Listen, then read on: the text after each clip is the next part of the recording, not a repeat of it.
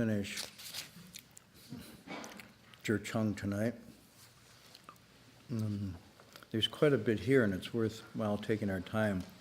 So tonight we'll probably stop somewhere in between and then pick up again beginning of next semester. February 9th. A little louder? February 9th. February 9th. I trust her because she has a better sense of what's healthy for me than I do. So she gives me a date and a time, I just show up, and I find it works better than me choosing dates and times. I'm not good at that. Plus, we're going to be doing a trip to Taiwan in the break, which is also always exciting, but traveling can be exhausting too. So anyway, and as you know from last week, I'm not getting younger. So we're going to pick up on page 90. And we left off where this monk, Chung, had been instructed or given the opportunity, depending on how we interpret this, by his teacher, Shen Shou, to come and to observe the Sixth Patriarch in his teaching, particularly take notes and share those notes with him. We came back about what exactly and how Master Hui Neng teaches. And we started by, he did not announce himself formally when he came. He just sort of joined the assembly, probably to some extent maybe disguised, or was just not forthcoming about who he was and why he was there. The Sixth Patriarch knew right away and begins to engage him in a very interesting way. Technically, he's not really asking for instructions from the Sixth Patriarch. Nonetheless, the Sixth Patriarch starts to instruct him, which is really interesting. And he instructs him in such a way, and I think this is really wonderful, that these types of teachers, these great masters, have a sense.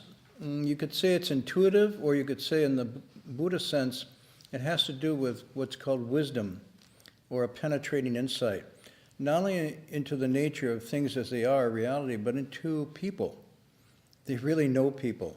And this is explained as not some magical power they possess, but simply because they're not projecting.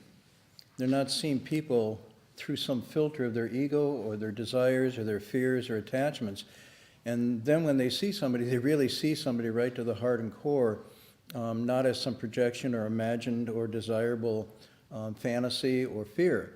And for most people, this is striking. And when one meets someone like this, you feel as if, wow, they know me better than I know myself, or they know me as well as I know myself, and they know even things I don't share with others. How can this be? But if we look at the text, and I'm not just talking about Buddhist texts, you see this in the Confucian tradition as well, in something like the Jungyong. It says somebody who is cultivated themselves to the point of not having, being overtaken by their negative emotions or desires, see things very clearly as they are, and even what is most distant seems to be more near, and what is most hidden seems to be manifest. I'm quoting right from the text. And this is not presented as a magical power, but rather just a natural human faculty that we have, but we don't use because it's always messed up by our distractions, by our desires, and so forth. And so this quality of clear seeing is there, but not being used. And so Master Hui Neng obviously has this ability, and we'll see it in that what he says anticipates the concerns of the student who's coming. It seems as if the student is coming only to get instructions about how he teaches and so forth, a very external mission. He's going to take notes. But Hui Neng perceives a gnawing question or doubt in this disciple, and he already anticipates it before the disciple mentions it, which is really quite remarkable. That's why you can have such a quick turnover, because you could say, I've read these lively encounters, I've imagined myself in that position, and I don't have a lively turnover. It's because the thing that needs to be turned over is not being touched. In each of us, it's different. And so we can imagine we have these encounters, but the real thing is waiting to be discovered. We're not quite aware of it. That's why it's so hard to get at, but it's there nonetheless. And sometimes when a teacher points to this, you often have joy of excitement, or you have almost a cathartic release of pain and pleasure simultaneously with tears of this dam that I've been holding back or repressing has been broken open. The doctors finally found that spot and opened up the wound and taken out the thorn, and there's this like, wow, thank you, powerful release. And so this is often what's going on here. But I'm saying it's implicit, it's not explicit here, because you'll see from his verse that he's hitting right on the point where this disciple is turning, which has to do with mortality. So let's start. We started with a wonderful line last week I thought was beautiful. He says, you're a spy. He says, no, I'm not. How can you not be? Because I confessed. Before I confessed, I was, but now that I confessed, I'm not. I really like this. Don't teach this to children, by the way. You just stole the cookies. No, I didn't. Why? Well, before I did, I was a thief, but now I confessed I'm not. The cookies are gone. The master asked, so he asked, instead of saying, here's how I instruct, he says, how does your master instruct his followers? And Jer Chung replied, he always instructs his students to stop the mind and contemplate stillness, to sit upright at all times without lying down.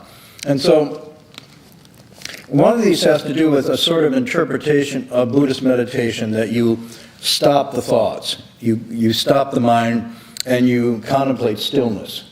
This is a fairly standard, most people would say, oh yeah, that sounds like Buddhist meditation, which in fact we know this is not. It's a very superficial gloss on what meditation is, and we've been through this many times, so we don't have to dwell on tonight. But sitting upright at all times without lying down, what's that about?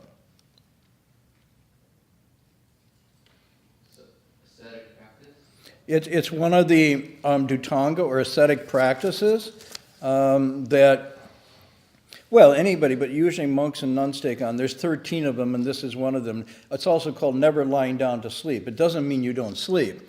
It means you don't lie down to sleep.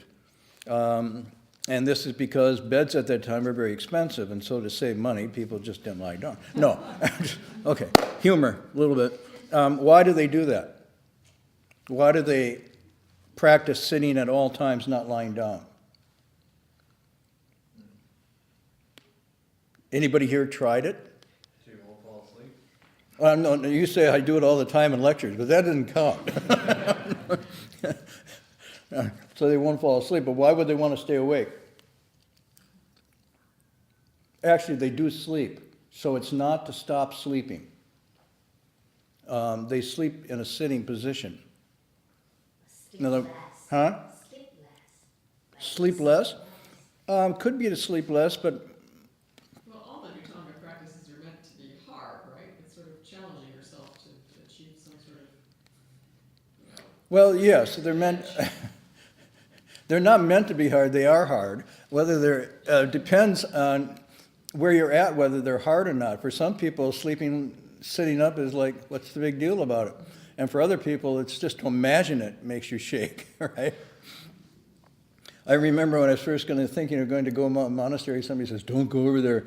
The abbot, the head of the monastery, never lies down to sleep. And I'm going, oh, do I want to go to such a place, And they only eat one meal a day. Whoa, and I was thinking, well, maybe. Hard, Dhutanga, means actually to be vigorous, to exert. And it very carefully doesn't mean to go beyond the middle way. It's sort of to reduce attachment to sensory distractions. So the eating only the amount that's given at a certain time once a day, the going for alms rounds and taking what's offered as opposed to, going into the lineup at the gourmet Whole Foods and then a little of this, little of that, little of this, that. You don't see monks in lines over their bowls. Very interesting. Even if they were there, what would happen is somebody would say, can I offer this or that? And they offer it, but it wouldn't be them discriminating. So this is never staying in one place for more than a certain amount of time, never sleeping at the foot of a tree, wandering, living outside. All of these are meant to break attachments to sensory identification, to thinking I am this and this is me. And these, sometimes you can call them asceticism, but they're not really asceticism for the form of atoning for sins or self-mortification, but rather for disciplining the senses and the body so as to get a handle on this thing, that you cannot be just controlled by your impulses and desires and so forth. But not lying down to sleep, that one particularly is about vigor. It's meant to instill vigor, and it's not meant to be a substitute for sleep. It's actually to get you to a point where you're getting just the amount of sleep that you need, not too much and not too little. And most of our sleep is not driven so much by actual sort of need as it's much driven by combinations of stress, worry, anxiety, overexerting on one part, and then a lot of people can't sleep at all. This is more and more true. I just read a very interesting article about in one of the professions of law, it's becoming more and more increasingly a problem that many lawyers after work go down with alcohol or downers and then take something to stimulate them in the morning because the stress of the job is so intense. So they get into a cycle of up and down addiction. Some very, very sad stories because it affects whole families. I don't know if some of you have seen there's a recent really good article on this about a family that was affected, but thank you. In any event, that sleep or lack of sleep is driven not by need, but by out of balance, out of whack. So never lying down is this Dhutanga practice. And the people that are doing it, especially if they're at a meditating monastery, they sit in meditation. For example, when I first came in, there were a few people practicing. We would meditate from about 3 o'clock in the morning till midnight. This was a session, an actual session. It wasn't what we did every day. And so you'd meditate an hour, walk for 15 minutes, meditate for an hour, walk for 15 minutes. You'd have a meal and you'd come right back and you meditate. And then at 3, I would happily crawl off to my bed. At midnight for this 2.5, 2 3/4 hours sleep, because at 2:45 they hit the boards again. But there were some people that stayed in the meditation hall, and after it was time to go, they just go to sleep like that. And time to start, they come back up again. So I didn't have that skill at the time, but that was what they were doing. They were sleeping sitting up. They weren't meditating. But what it does is that it keeps you in a state of alert mindfulness. You're resting, you're asleep, but you're not just going la-la, and going to gaga and falling off. And so there's a kind of mindfulness maintained. But do not try this at home. I'm just telling you, this is an advanced Dhutanga practice. No worry. Some people say, yeah, like I was going to go home tonight and try it. No, it's an advanced Dhutanga practice, and it really only works if you're living a lifestyle where you're regulating all aspects of your life. And that's why it was practiced in monasteries. If you're regulating your diet, you're regulating your livelihood, you're regulating your speech and your conduct, you're not outflowing in 100 different ways, this becomes feasible. It actually is not that hard to do. But if you're not living that way, this can be really a bitter practice and could result in an unhealthy state. Anyhow, seemingly as good as this is, the master then says, stop the mind and contemplate stillness as a sickness, not Chan meditation. And constant sitting restricts the body. How could it help towards discovering truth? Listen to my verse. And then he gives this verse. You can sit without lying down from the moment you're born, but when you die, you'll lie down never again to sit. How could you build a solid practice on a set of stinking bones? So now he comes in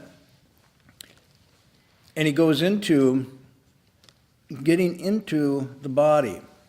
In other words, he says, restricts the body, and then he has stinking set of bones. Now, I'm suggesting, if we look below, we're getting a reason why he's using this language. It's because it's really hitting at the chord of Jer Chung's question.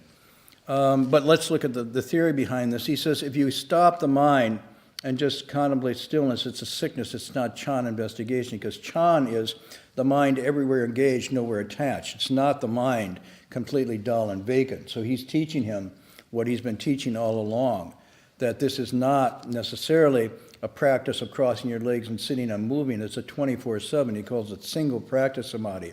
At all times, you're aware, responsive, but not attaching and not clinging to anything. It's a very nimble, open, unattached, dynamic state.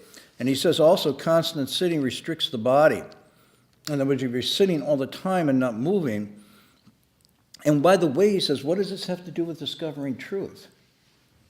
And this is important because this is also something the Buddha himself came to. Remember, in the early stages of the Buddha's cultivation, he leaves home and he goes off and he follows these mendicants and ascetic practices, of which mortifying the flesh was one of them. You've seen the icon that goes with it called the patient immortal, where the Buddha's sitting like this, emaciated. You can count the ribs on his body and his skin is sunken and whatnot. And he's thinking, following this particular form of asceticism, which is called sort of, from this perspective, called an unhealthy or a self-mortifying asceticism, that by denying the body, you will liberate the soul or the mind for liberation. In other words, the body is the thing that's preventing understanding.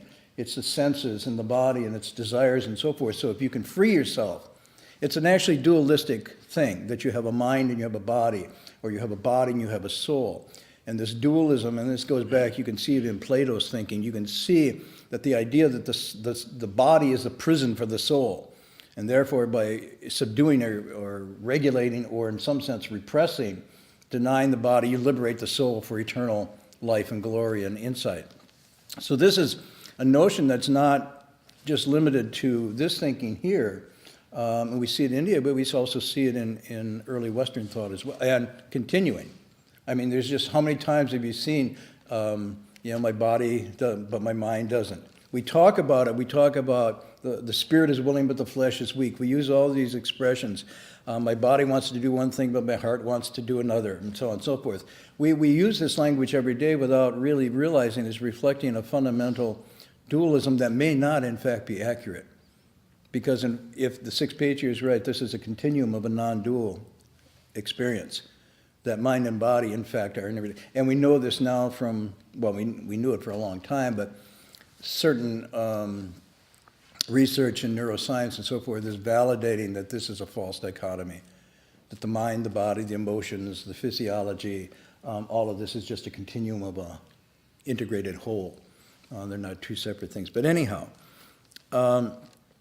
he's hitting at a point here which has to do with truth or insight does not come from repressing or restricting the body, nor would he suggest it comes from just indulging it either. It has to do with regulating it in a way that's conducive to seeing the truth directly. But eliminating the body, restricting the body in and of itself, will not lead to this awakening he's talking about. That's why the Buddha, upon pushing this extreme asceticism, came to the realization, not only did it not even lead to spiritual wholeness, it didn't lead to any profound awakening whatsoever. As he pushed himself to, some people say it was 1 grain of rice and 1 sesame seed a day. Now somebody's thinking, well, sesame seeds were bigger then, and so was rice. Now, it was really pushing the boundaries of just staying on the edge of being alive. And this can, I'm not encouraging this, but this can produce all kinds of altered states of consciousness. Anybody ever have experiences like that with extreme fasting or being deprived of food, drink? Sensory deprivation does lead to altered states of consciousness. We know this, and that's not necessarily awakening. Altered states of consciousness are just that. They're chemical, physiological imbalances that come from deprivation. If you eat the wrong stuff, you can have altered states of consciousness. I shouldn't have to say this so loudly in Berkeley, since that's really clear to everybody. But even if you eat the certain things with bacteria or mold in them, you can have these responses. Some people suggest that the Salem witch trials were the result of a type of red, what was it called, on the wheat. It was a rust, mold. Yeah. And that mold, when ingested, would result in hallucinations. And this, they found it because they trapped around the world, both in England and France. They had similar witch trials and witch burnings, and they were able to directly correlate it to a particular type of mold that hit the wheat at those times. That came from actually certain bakeries that were located within those areas. By the way, the mold that produced it is the same mold that goes into producing LSD, but they didn't know that at the time. So I'm just saying, you could eat the wrong things and have these altered states of consciousness, but that's not necessarily insight or awakening. So I started with that, and I lost track. Where were we? Could be the bread I had for dinner. But then he goes a little further. He says, you can sit without lying down from the moment you're born, but when you die, you'll lie down never again to sit. Now, this is really hitting at something really important, because if sitting alone would produce this, then does that keep you from dying? No, you'll die nonetheless. I mean, he's making a very important point here. Awakened or unawakened, you die. Okay? It's not like when you're awakened, you don't die, and unawakened, you do. Rather, death is universal, but that insight into the nature of death, what comes before and after, that doesn't come from just mortifying the flesh. That has to come from direct insight, from transformative direct knowledge, understanding. So that's why he said, how can you build a solid practice on a set of stinking bones? The body itself is a passing phenomena. How can you build a solid meditation, prajna-based practice on something that's really just ephemeral, to say the least, unreliable, and very, how should I say, undisciplined? Try to get the body to do what you want from moment to day to day. It just doesn't obey. And he's saying, even if you subdued and suppressed your body, all you would have is a limited experience based on sensory deprivation, but it wouldn't be awakening. So is any questions on that? That's pretty important. Yes? Did the Sixth Patriarch ever do sitting meditation? Because it sounds like maybe he didn't even need it, and so he's dissing its value as an expedient. The text itself doesn't say, but we know from other records that the routine at this particular monastery was periods of sitting, periods of vigorous labor, working on the mountains and the fields, and even gathering tea, but clearing trails, gathering firewood, and then sitting again. And so it was a regular routine of work and meditation, work and meditation, work and meditation. You see this across traditions. I was trying to think. Laboriat orare. Did I get that right?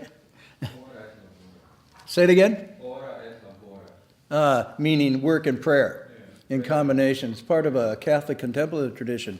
So you see the cross, and it has something to do with you regulate the body, you keep the body healthy, but then you use it to cultivate the mind. But then when the mind starts to get lethargic and whatnot, you go back and you keep a balance going between the two.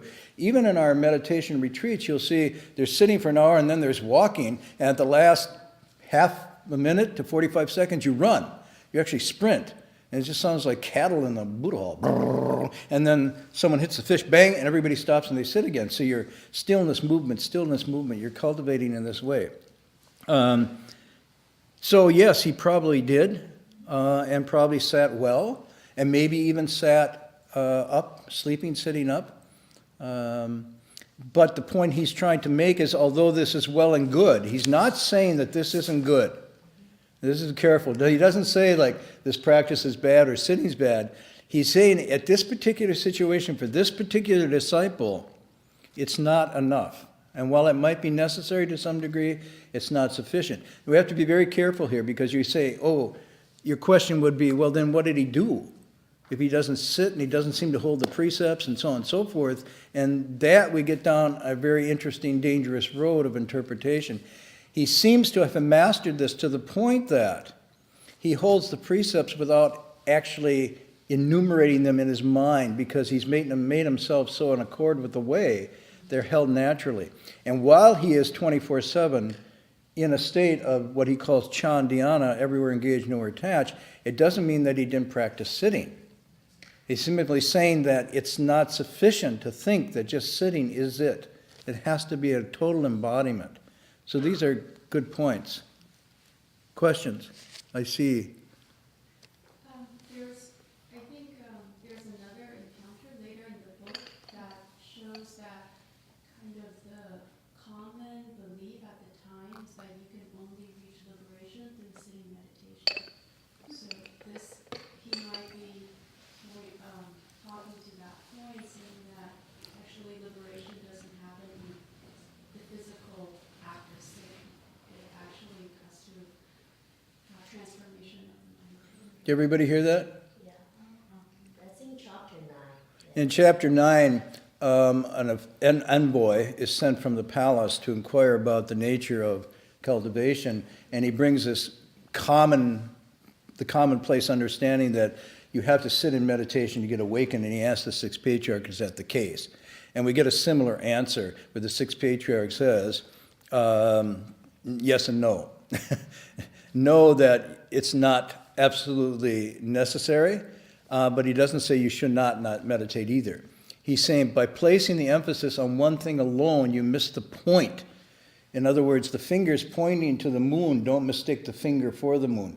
Meditation points to, prepares you for, helps you get access and insight into something, but it isn't that in itself. So if you grab a hold of the finger, you'll miss the moon. If you grab a hold of meditation in and of itself, you won't see where it's pointing, you won't get the liberation. So this is a very interesting tension because on one hand, you could see him encouraging people to do this, and he does. He says, cultivate precepts, concentration, and wisdom. At the same time, he's also saying, but understand that that's only a corrective that's necessary because you are not moral, you're scattered, and you don't see things clearly. If it were the case then you wouldn't have to do that. So this is like, if you think I don't have to do it because he said it, you already need to do it. And if you think I only have to do this, then you have to be taught that you can't just only do that. So it's picking it up and putting it down at the right moment. It's sort of, they say simply, when you're hungry, you eat. When you're cold, you put on clothes. When you're warm, you don't have to keep the clothes on anymore. You work it in this way until you get a natural balance. Okay? So, Jer Chung bowed again and said, and see, this is where I'm saying, he said this, and for some reason, Jer Chung now has a pretty remarkable response. He says, this disciple studied the way for 9 years with Master Shensho without realizing any awakening. Well, wait a minute. He was just given some instructions, general. What did it have to do with him? But you see, he right away personalizes it. He doesn't say, could you slow down? Could I get that again? Because I want to share this with Shensho. He himself now has been transformed. Again, in the movie version of this, you'd have him coming in, you'd have him with his notepad and everything, and the Sixth Patriarch says, what does he teach? He teaches this, and he's like, whoa, now, after 9 years, this is like a personal testimony that doesn't seem appropriate to his task, but only makes sense because the Sixth Patriarch has gone right into the core of his being and turned it here. And so, you can see him dropping the notepad and saying, I get it. Now hearing a single explanation from the High Master, I'm reunited with my original mind. Whoa, that wasn't his purpose in going there. It was just to hear the instructions. And all of a sudden, in a lickety-split time, the Sixth Patriarch goes to the core, untangles this knot, and he's got this response. For me, you see, and here's the line, the matter of birth and death is a serious concern. Would the Master please be compassionate and teach me more? And this is where I think it is. He, like many cultivators, people seeking spiritual understanding, are driven by two things. One is the inexorable gnawing sense that we are mortal, that this is going to pass. And at the other side, there's this incredible sense of wonder and curiosity about, what is this all about? What is life all about? What is the nature of the universe about? What is my place in all of this? How do I make sense of this? So it's both wonder and worry, if you will, that are the dual horns of our dilemma that we go on. And so tonight I wanted to just spend a little time going into that a bit. And to say that this, when he talks about the matter of birth and death is a serious concern, where have we seen that before in this text? Do you remember?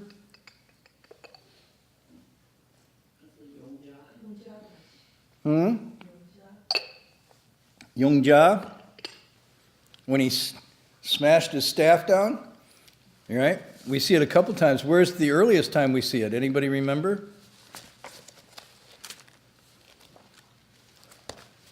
For those of you who are taking this class, this is your final. Anybody? 54? Is that what you said? No, we're saying maybe before the verse. Okay, where is that exactly? Remember? Page 9. For those of you who are scanning. He summons all his disciples together and he says, quote, "I tell you, for all people the matter of birth and death is a serious concern. Yet all day long you seek good fortune and happiness rather than trying to escape the bitter sea of birth and death. If you're confused about your essential nature, how can blessings save you? If you want to draw upon your wisdom and use prajna, essence of your original mind, compose a voice for me," and so on and so forth. So then the little novice goes around saying, the master said the matter of birth and death is one great matter. You'd be very serious and we should write verses. He's saying it, but is it really existentially there for him? Not sure. So tonight I wanted to go into this and maybe share. I was in a poetry mood tonight, so I just pulled some poems that I like. I know not all of you are as fond of poetry as I am, but deal with it. Tonight I'm going to share some poetry or some literature, and what I'm trying to get at here is that this is not necessarily just a Buddhist concern, this serious matter of birth and death. And by birth and death, it means, I think, at least two things. One, it means the knowledge that we exist only to diminish and pass away. We're born only to die. Remember, I quoted Alexander Pope last week. He hangs between doubt and rest, and doubt is mind or body to prefer, born to die, reasoning but to error. This sense that we are between a beginning and end, and there's a brief interval in between that we call life, but it's constantly shifting and fading. So that's one sense, but it also concerns the birth and death matter is a more, a deeper one in the sense people wonder, well then who was I before I was born? And then what or who happens after this passes? In other words, what preceded my coming into being? And if anything, what happens when the lights go out, so to speak? Is there anything that continues? And so, as you can, most of you are fairly well read and know that this is a universal and almost perennial concern with most thinkers, poets, philosophers. We find it all over the place, and certainly at the core of much religion. So tonight, I just wanted to share some lines or passages with you to kind of suggest, one, that this is not limited, and two, it map out a sort of psychology of this where people sort of go with this. So the first one I want to start with is one of my favorites, and this is from Tolstoy, Leo Tolstoy, but this is not, when I say Leo Tolstoy, what does everybody think of? Well, those you know. Sausage. What do you think of? War and Peace is magnus opus. But in many ways, I find more interesting his lesser pieces, his short stories. If you've never read Tolstoy's short stories, you should get a collection and take a look. They're just wonderful. One of my favorites is one called How Much Land Does a Man Need? That's a really good one. But this one is from an earlier one called The Death of Ivan Ilyich, a short story. And basically, it starts with this man who's living the full life. He's got everything. He's got the job, he's got the family, got the nice apartment. He just got a whole new set of furniture and everything, and he's planning on moving up to the next position in the firm and building up a pension for his retirement. And he's doing something with the ladder, and this new apartment falls, gets a kind of injury that doesn't go away, goes to the doctor, and the doctor says it's a cancer and it can't be cured. So in midlife, he gets this diagnosis. So I'm going to quote you his response, because I think Tolstoy's response is the human response in many ways. His first response, it says, "It is impossible that all men have been doomed to suffer this awful horror." So his first reaction to this, he knows death is coming. He says it's impossible that everybody has been doomed to suffer this. Can't be. A kind of denial. His next thought is, can it be that I've not lived as one ought? Now his next thought comes in, it's like, well, I know this is the case. How have I lived? Have I now this could be taken two ways. I've not lived as I ought, and therefore I'm being punished. Or it could be taken as time has now come to me as passing away. Have I used it well? Suddenly came into his head, this thought came into his head, have I not lived as one ought? But how not so, when I've done everything as it should be done? Now this is the reflection of someone who's gone along successfully playing the game and doing what was expected of him or her. Went to the right schools, did the right friends, made the right connections, plotted their life carefully, did not err in gambling or drinking too much and so forth, and just, went through it. And then he's saying, wait a minute, I've done everything that should be done. How come this is happening to me? But behind that is, maybe I shouldn't have done all these things, and maybe I should have used my life differently. So it's an interesting, another one, then he goes to the next step, he says, false. Everything by which you have lived and live now is all, and these are voices inside him talking to him as he's wrestling with this. And one of the things he feels is this incredible alienation because nobody understands what he's going through or doesn't want to. All of a sudden, he's isolated. And he's into his own reflections now. And he says, this is a voice talking to him inside. False, everything by which you have lived and live now is all a deception, a lie, concealing both life and death from you. So then he gets to this point of a kind of utter despair, where he feels as if his whole life has been false, a lie, a deception. And again, what I'm pointing out, I won't go to the whole, if you want to read how he resolves this, it's very interesting. But this is what he's wrestling with. And he's in no sense a Buddhist. He's just a Russian author coming from a Christian tradition who's trying to make sense of this riddle. Okay, so this is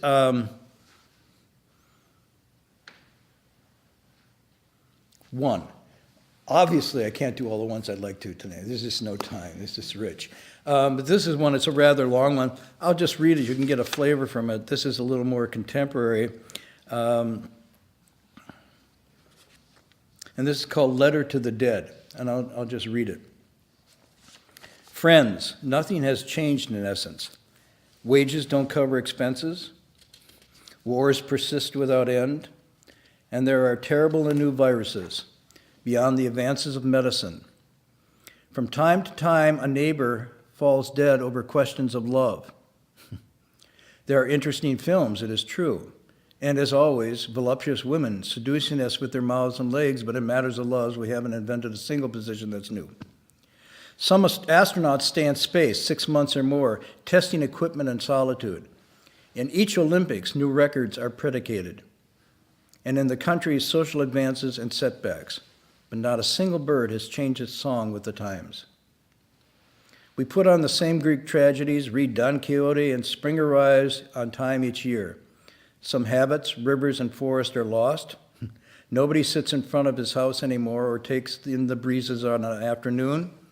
But we have amazing computers that keep us from thinking. On the disappearance of the dinosaurs and the formation of galaxies, we have no new knowledge. Clothes come and go with the fashions, strong governments fall, others rise, countries are divided, and the ants and the bees continue faithful to their work. Nothing has changed in essence. We sing congratulations at parties, argue football on the street corners, die in senseless disasters, and from time to time, one of us looks at the star-filled sky with the same amazement we had when we looked at caves. And each generation, full of itself, continues to think that it lives at the summit of history. So again, a reflection of a more contemporary poet saying that somehow, and these are the two themes I want, either there is a worry and anxiety about this that can turn into two things. One, it turns into as a sort of carpe diem sense, but I want to make sure there's two senses. Carpe diem, anybody know what that means? Seize the day. Literally, yeah, pluck time, pluck the day. And it's from a Roman poet, Horace, who came up with, and it's interpreted two ways. One is that grab all you can while you still have a chance. But there's another meaning that Horace intended here, which was live meaningfully. In other words, use your time well, not simply hedonistically, but get into what it means to live a meaningful life. As Socrates would say, the unexamined life is not worth living. He didn't mean eat, drink, and be merry. He said, look into this. So the carpe diem would be, you have both this worry and you have this wonder, but one way you approach it is to just deny it and eat, drink, and be merry and try to solve it that way, which is this poet's talking about. We talk about this, our football games and so on and so forth, but it's an actual distraction from it. And yet we think we're going to avoid this or we're at the summit of history when in fact nothing's changed and we all too are going into that same grave, so to speak. But carpe diem can also mean, and I would say this is in the Buddhist sense what the Sixth Patriarch is saying, is use the time of your human existence to look into this question and try to resolve it as best you can. And I would say further that probably what's being posed here when the Sixth Patriarch's talking to Zhi Chung is a hopefulness. Not that you deal with it with a sort of passive resignation. Oh, I'm going to die. There's nothing I can do. I trust my fate to the gods or whatever. Nor with an anxious sort of denial that you just run away from it. But rather the prospect that in looking into it in a certain way with certain transformative exercises and trainings of mind and body, you actually shift the paradigm and see it in a new way. You understand it, and that understanding in itself is what they mean by resolving the matter of birth and death. I'm arguing it doesn't mean that you're not born anymore or that you cease to exist. But as the texts say, this existence governed by this apprehension and fear ceases to be what it was, ceases to be a problem. Now that's why it's called the end of suffering. The end of suffering means that the question of life and death ceases to be a problem. It doesn't cease to be. This is when people mistake it. Oh, then nirvana is no more existence. That's really not what it means. It really means that existence is no longer suffering. And it's a very different approach. So what's being preferred here or offered to us is not a choice between eat, drink, and be merry or slip into denial, but rather to engage it directly through some meaningful self-transformative exercise, not by faith or fear, but by actually changing our paradigm, and through that shift, coming to see it and understanding it as the Sixth Patriarch has and what he's saying. And I can't give this to you. All I can do is point you the way to take up this practice yourself, which is very interesting. But it is the promise that this is attainable, realizable, and not simply a pipe dream or something else. So I'm trying to share some of that with you. Anyhow, Who's the poem? here's one. This one is the carpe diem in the negative sense. Marty, who's the poet that you read? This poem, the last one I read? Alfonso Romano de Santa Anna. You know him? No. Okay. I can share these with you all later. This one is a very short one by an American Buddhist poet. And he's talking about wasting your life, not directly engaging it. So I'll read it. You spend so much of your time expecting to become someone else. Always someone who will be different, someone to whom a moment, whatever moment it may be, at last has come, and who has been met and transformed into no longer being you, and so has forgotten you. Meanwhile, in our life, you hardly notice the world around you. Lights changing, sirens dying along the buildings, your eyes intent on a sight you do not yet see, not yet there, as long as you are only yourself, with whom, as you recall, you were never happy to be left alone for long. So this is someone who's saying the actual nature is whole and complete in his own way, but because we do not accept that and don't know that, going back to your question, Connie, last couple times about lack, you always want to be someone who you're not. You always think it's beyond someplace else, and therefore you don't get it. Anyhow, let me read one more. So last night, I'll just read a couple poems and we'll stop. This one also fairly contemporary. Again, the carpe diem in the negative sense of seizing the moment because you're in denial or you just want to grab and forget about it, a kind of oblivion. And then I'll end with one on the positive side. So the negative. You can hide it like a signature or birthmark, but it's always there. In the greasy light of your dreams, the knots your body makes at night, the sad innuendos of your eyes, whispering insidious asides in every room you cannot remain inside. Whew. It's there in the unquiet ideas that drag and plead one lonely argument at a time, and those who own a little are contrite and fearful of those who own too much, but owning none takes up your life. It cannot be replaced with a house or car, a husband or wife, but can be ignored, denied, and betrayed until the last day when you pass yourself on the street and recognize the agreeable life you were afraid to lead and turn away. So, poet is called Philip Schultz. So anyhow, I've just shared, I got lots more, but there's no time to go. Some of these are really pretty cool. And I've read you the one by Whitman, very short. Hast there never come to thee an hour, a sudden gleam divine, precipitating, bursting all these bubbles, fashions, and wealth, these eager business aims, books, politics, arts, and loves to utter nothingness? So this is a sense of the mortal and whatnot. Now let me read you a more positive one that I think is more in keeping with the idea that you face this, you look at this, you understand it truly, and then you reorient and go after something that is meaningful and profound, with hope and with a sense that it's solvable. This is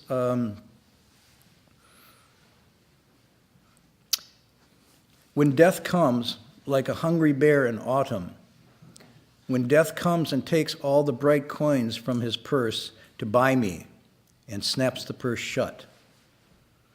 When death comes like the measles pox, when death comes like an iceberg between the shoulder blades. Now this is very graphic. And then she shifts.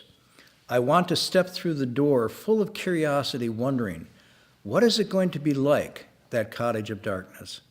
And therefore I look upon everything as a brotherhood and a sisterhood, and I look upon time as no more than an idea. And I consider eternity as another possibility. And I think of each life as a flower, as common as a field daisy and as singular. And each name a comfortable music in the mouth, tending as all music does towards silence. In each body a lion of courage and something precious to the earth. When it's over, I want to say, all my life I was a bride married to amazement. I was the bridegroom taking the world into my arms. And when it's over, I don't want to wonder if I've made something of my life in particular and real. I don't want to find myself sighing and frightened and full of argument. I don't want to end up simply having visited this world. So that's the more what I would consider to be the carpe diem in the Buddhist sense of take advantage of the human that we have, especially if we're healthy and whole, and use it to really probe and investigate. But I'm suggesting here, probing and investigating not by just mulling it over. That's not what's being proposed here. What's being proposed is by transforming oneself, literally transforming oneself, the answer arrives. but not simply by thinking or mulling it over or by faith or anything like that. So this is really important to understand what he's saying to the master as he comes here. I'm really concerned about this. He's looking for the master to give him a mechanism that he can take up and resolve this, because he knows intuitively that the master himself has resolved this. And so he also knows the master can give it to him. And we'll see this in the final chapter when he's about to leave. And his own death becomes a very interesting kind of narrative of his realization and how he's come to be on the other side of this, and yet still not immortal.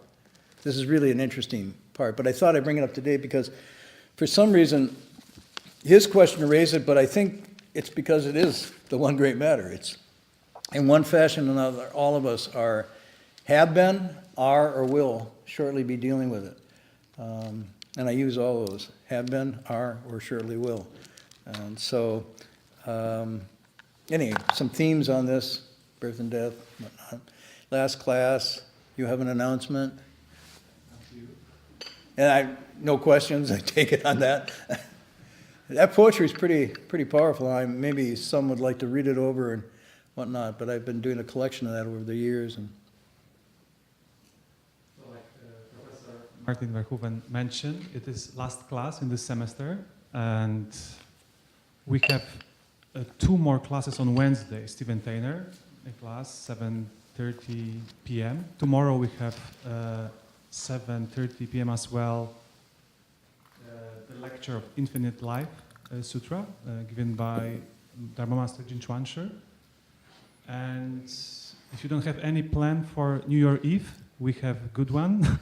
In City of 10,000 Buddhas, we start the 7 days Amitabha session. So please welcome. And follow that, you can sit 3 weeks Chan, strictly. So all information you can find in the website cttbusa.org. Yeah. what are you doing? You're doing a lecture on what? We've been doing an Infinite Life Sutra. Instant life? Infinite Life. Oh, infant life. Sorry, instant life. Wow. The exact opposite. Okay. The story is about the great arhat, because the very beginning of the sutra has all these lists. Uh-huh. So tomorrow we're going to talk about a venerable Nanda. Not Ananda, Nanda. Venerable Nanda. Nanda. Okay. One story. And then we'll pick up again on February 9th for this class, right where we ended up on the One Great Matter. And I hope you're all in such a state that you will be here and not be taken by the One Great Matter too soon. On behalf of the Friday faithful, these beautiful peonies procured by Yuan, Oh my gosh. given to you in gratitude. There's nowhere else I'd rather be on Friday night. I mean, 10 years ago, we came in and we were doing Sixth Patriarch, and I graduated to the Sixth Patriarch. Oh, wait a minute. Are you saying 10 years and we've been on that one text, huh? No. Came back. I really like these flowers. One, because I feel I can admire them. I destroyed my grandmother's peonies in mowing her lawn. And so this helps me make restoration of some sort. But the reason I also like them is because they're bound up like this. But then when you put them in water and leave them, they most gently open and unfold their petals and just become very soft and open for a long time. And then one by one, the petals fall. And to me, this is like how meditation and understanding should be. You know, we start a little wound up and knotted, but then we just gently open. Plus, they have no thorns. So it's just, for me, they're a wonderful sort of reminder to me of how I should be. I should be more like a peony. So I appreciate these. They will go in a vase at home and I will contemplate them. Okay, we're going to do the transference in English.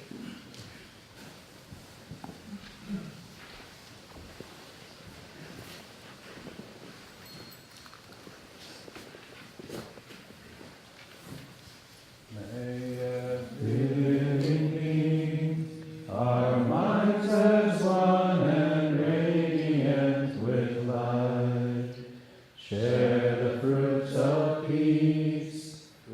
hearts of goodness, luminous and bright. If people hear and see how hands and hearts can find in giving unity, may our minds awake to great compassion, wisdom, and to joy. May kindness find reward. May all who sorrow leave their grief and pain.